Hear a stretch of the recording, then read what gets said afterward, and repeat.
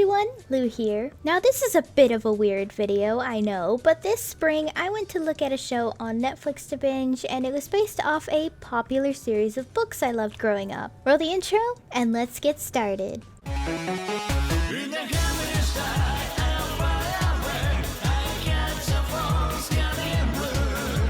Now obviously this is a very specific series, so for everyone who doesn't know, The Babysitter's Club is a book series written by LGBT+ author Anne M. Martin in August 1986 and blew up for decades after. She would then proceed to write 131 novels for the series. You heard that right, 131 novels! I have no idea how the hell she had that creativity because I can't even write a one-shot fanfiction without losing my fucking mind.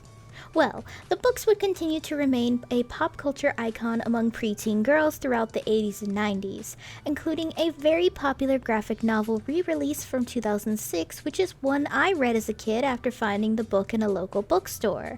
Though keep in mind that the 2006 version did make some changes to modernize the series already, as there was a stark contrast in preteen culture between 1986 and 2006, but not too much as cell phones weren't readily available and easy to use for a 10 to 14-year-old girl in 2006. Anyway, the series we're looking at today is the Netflix series, which released July 2020 to some pretty high reviews, at least on sites like Google Reviews and Rotten Tomatoes. The script was actually written by Anne M. Martin with the help of some other writers, likely to help her format the writing into a TV format. The series wasn't directed by one person, but instead a series of multiple people, which is a little weird as I'm used to shows having one or two directors in charge of a series, and you'd think that would mean the show is a disaster, but the show is actually a well-oiled machine, trust me. With the technical information out of the way, let's start with this review in full.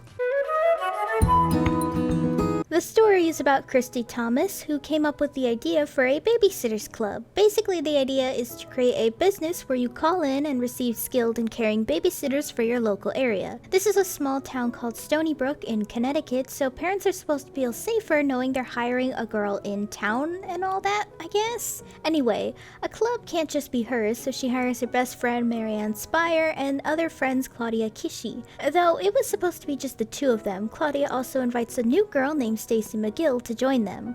After a bit, Marianne also brings a girl named Dawn who's from my good old state of California. If there was one thing that didn't age well, it's definitely these names because my gosh, these names sound like people eating at Panera. Though each episode is about the girls and their own personal troubles along with them babysitting. For instance, Stacy has diabetes, so there is an episode talking about how it's affected her life physically and emotionally.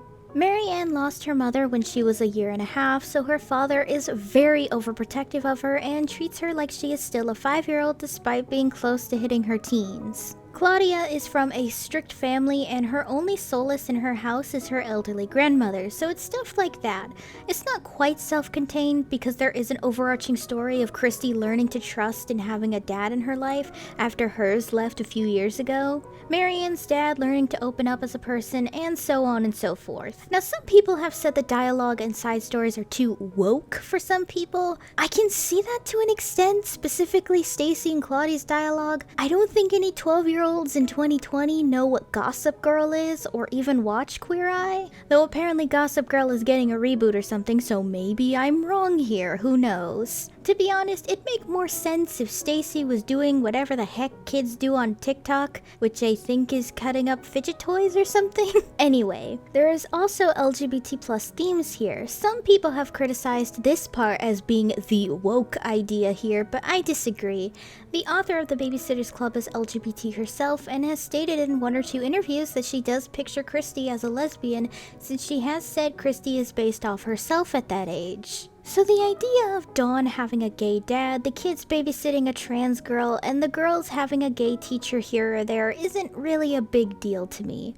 If anything, it does feel a little more realistic considering the world and its views have changed drastically since 1986. At least, in most parts of the world it's changed since 1986. Some parts of the world act like it's still 1886 apparently. Not to mention this show is for a younger audience, about 12 to 14 years old. It's extremely important to show LGBT plus themes at that age to kids in general, as it helps them understand who they are sooner. But it's triple important at that age since that's when most kids are discovering who they are as an individual. Outside of dumb complaints that overly pretentious critics who think it's still 1986, the writing for this series is pretty great. Usually the writing for modern shows with a young demographic in mind don't usually make me laugh, but I actually found myself laughing quite a bit at the dialogue. It was very cute. Overall, the writing for this show is pretty great, and the show itself is adorable. The Babysitter's Club is a difficult series to modernize after the early 2000s because of how much has changed since the book's written, but it did a fantastic job. Christy Thomas. Now, Christy is probably the most complicated character in the series next to Marianne's dad. She does come across as bitchy, bossy, and a workaholic, but this is overall due to her childhood. Shortly after her youngest brother was born, her father packed his bags and left home. He doesn't even bother to check in on his kids and only called Christy once every couple of months, but apparently recently he stopped talking to her for a whole year. This leaves Christy with a lot of personal issues, specifically being raised by a single mother with not a lot of money. All her flaws are essentially due to trauma, especially her hatred for her stepdad because she's scared it's gonna happen all over again, and not because of a lot of money growing up, as Christy is from a home of 4 kids, so there wasn't a lot of money to go around. While she is kind of a bitch, I do like Christy because of her flaws, and I'm actually excited to see her grow as a character. Marianne Spire. Marianne was always a character I related to the most as a kid. Marianne is shy, well-organized, stressed out easily, sensitive, responsible, a bit of a pushover, but speaks her mind when she needs to say something because she doesn't like what she sees. Marianne is also the first babysitter in the book to call 911, so that's a big deal for a 12-year-old. Her and her dad's story arc was also my favorite, mostly because I found myself learning a lot from Marianne growing up, and seeing her and her dad change as people was always fascinating to see as a kid. Claudia Kishi. Claudia is another one of my favorite characters. As someone who also has a deep passion for creativity and candy, you have no idea how much I related to Claudia's preference of drawings over things like a research paper, though Claudia's main issue is how she's constantly compared to her older sister Janine, and how to balance art with academics so she can satisfy her parents.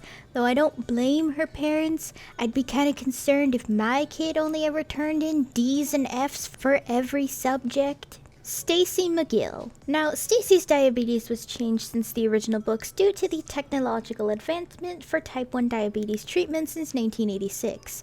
Her personality is basically the fashionista girly girl who's about a year older than everyone else at 13 years old.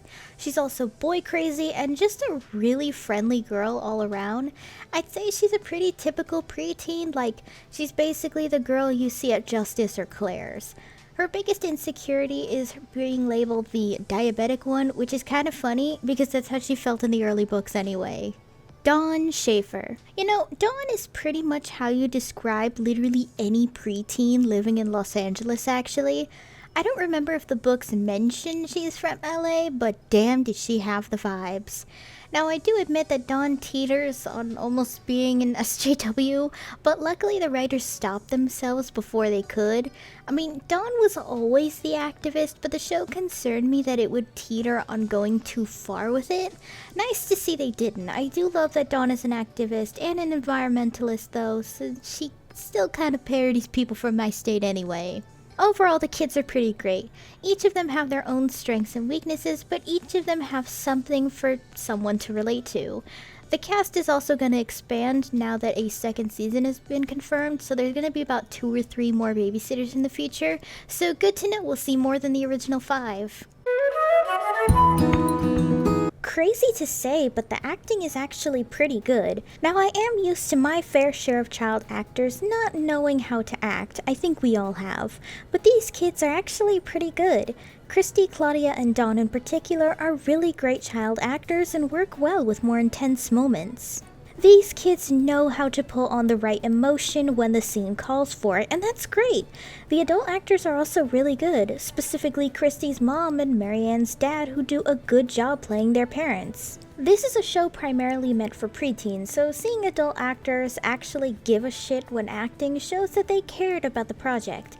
In fact, it shows a lot of people cared about the project. The only person I didn't think was all that great of an actor was Dawn's aunt, only because she reminded me more of Brandon Rogers' Helen character for a PG audience than a gives no fucks person, but that's just me. I also have to say the person playing Christy's stepsister Karen is also amazing because she's incredibly young but is doing a damn good job at giving incredible sass. Overall, the acting is really good. One thing I was not expecting when watching this was good acting from kids, but hey, the show surprised me yet again. The Babysitters Club has always been a series I hold near and dear to my heart. I remember a lot of moments as a kid where sitting down and reading the books inspired me so much on a creative scale. While it's not Anne of Green Gables, which is my favorite book of all time, it is a series that means a lot to me, so to see it handled so much with careful respect and crafting was amazing to see.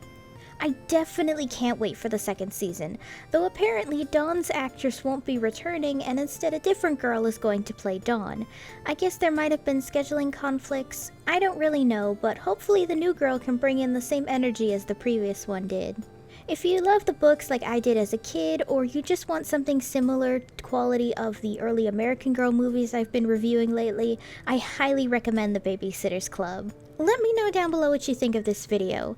If I get enough comments, I think I might actually do a video talking about my least favorite adaptation of Anne of Green Gables on Netflix, which is Anne with an E. So if you guys want to see that, be sure to let me know down below.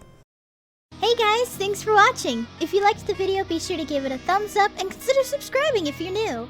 And if any older new subs would like to help support the channel in any possible way, my Ko-fi page is down below in the description along with all of my social media. For any subscribers, new or old, who would like to help with video ideas or maybe just want to talk about anime or something, then I have a fan server link down below. See you next time!